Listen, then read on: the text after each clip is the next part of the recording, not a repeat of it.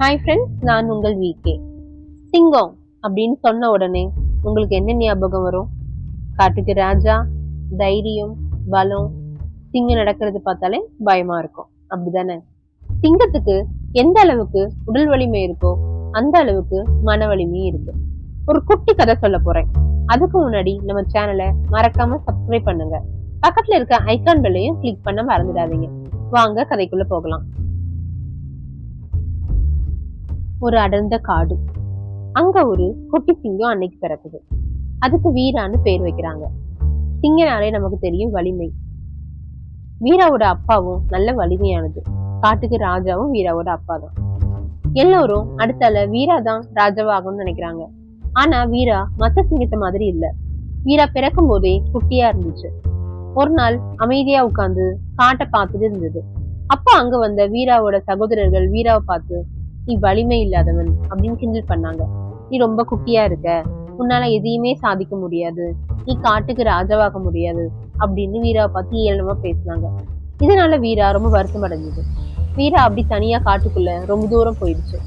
அப்போ அங்க இருக்கிற ஒரு ஆறு கிட்ட போய் உட்கார்ந்து அதுல தெரியுற அதோட பிம்பத்தை பார்த்துட்டு கவலையா உட்கார்ந்தது. அப்போ அங்க ஒரு வயசான புத்திசாலி யானை ஒண்ணு வந்துச்சு.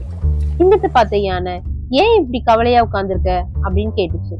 வீராவும் யானைகிட்ட, நான் மத்த சிங்கம் மாதிரி பெருசா இல்ல, தலைவனா என்னால ஆக முடியாது, என்கிட்ட பலமும் இல்ல, அதனால எல்லாரும் என்ன காட்டுக்கு ராஜா ஆக முடியாதுன்னு சொல்றாங்கன்னு ரொம்ப வருத்தப்பட்டு சொல்லுச்சு. இத கேட்ட யானை சிரிச்சுட்டே, வலிமைங்கிறது உடல்ல மட்டும் இல்ல, நம்ம மனசுல இருக்கும்னு சொல்லுச்சு. உண்மையான தலைவர்கள் உடல் வலிமையை மட்டும் இல்லாம மன வலிமையும் வச்சுதான் முன்னேறாங்கன்னு வீரா கிட்ட புரிய வச்சது. காட்டுக்கு ராஜாவாக உடல் வலிமை மட்டும் வேண்டாம், மன வலிமை இருந்தாலே போதும் அப்படின்னு சொல்லுச்சு. இது வீராக்குள் மனசுக்குள்ள நல்ல பதிஞ்சிருச்சு. அதுக்கு பிறகு வீரா அதனோட கூட்டத்துக்கு போய் புத்திசாலியா யோசிக்க ஆரம்பிச்சது. காட்டு வாழ்க்கைனா என்ன, அதோட பாடத்தை ஃபுல்லா படிக்க ஆரம்பிச்சது. அவங்க கூட இருக்கிற மத்த விலங்குகளோட பழக்க வழக்கத்தையும் கவனிக்க ஆரம்பிச்சது. வேட்டையாடும் திறனையும் கத்துக்க ஆரம்பிச்சது. ஒரு நாள் அந்த காட்டுல கடுமையான வறட்சி வந்துச்சு. வீரா அப்பாவால ஒண்ணுமே பண்ண முடியல. சாப்பாட்டுக்கும் தண்ணிக்கும் கூட கஷ்டப்பட்டாங்க. வீரா அப்பா ரொம்ப கவலையாயிட்டாரு.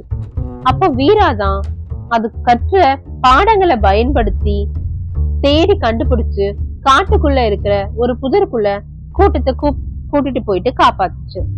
இப்ப வீரா பயன்படுத்தியது உடல் வலிமை இல்ல, அதோட பொறுமைய, அதோட சிந்தனைய. அதுக்கு பிறகு வீரா தான் காட்டுக்கு ராஜாவாச்சு. அதுக்கு பிறகு வீராவை எல்லாரும் தூக்கி வச்சு கொண்டாடினாங்க. இனிமே சிங்கம்னா நமக்கு பொறுமை, ஞானம், சிந்தனையும் சேர்த்து ஞாபகம் வரணும். நம்ம வாழ்க்கையில சாதிக்கணும்னா சிங்கம் மாதிரி சில விஷயத்துல மாத்திக்கணும். சிங்கம் எப்பவும் தன்னம்பிக்கையோட நடக்கும், அச்சத்தை காட்டவே காட்டாது. அதே மாதிரி நீங்களும் உங்க வாழ்க்கையில வெற்றி அடையணும்னா உங்க மனசுல இருக்க பயத்தை ஒழிக்கணும். சிங்கம் காட்டுக்கு ராஜா, அது எப்பவும் முன்போக்காதான் யோசிக்கும். நீங்களும் உங்க வாழ்க்கையில தலைவரா மாறணும்னா உங்க முடிவுகளை முற்போக்காதான் எடுக்கணும். சிங்கம் யார்ட்டையும் பெர்மிஷன் கேட்காது. நீங்களும் உங்களை நம்பி, உங்களோட கனவுகளை நம்பி முன்னேற ஆரம்பிங்க. இதுதான் உங்க நேரம். சிங்கம் எப்பவும் சோர்ந்து போகாது, உழைச்சிட்டே இருக்கும். அது போக நீங்களும் வெற்றியை அடையிற வரை சோர்ந்து போகாம போராடணும். எல்லாரும் சிங்கம் போல மன உறுதியோட செயல்படுங்க. அப்புறம் என்ன, நீங்க தான் ராஜா. இந்த வீடியோ உங்களுக்கு பிடிச்சிருக்கும்னு நம்புறேன். மறக்காம லைக், கமெண்ட் பண்ணி ஷேர் பண்ணுங்க. சப்ஸ்கிரைப் பண்ண மறந்துடாதீங்க. நன்றி உறவுகளே.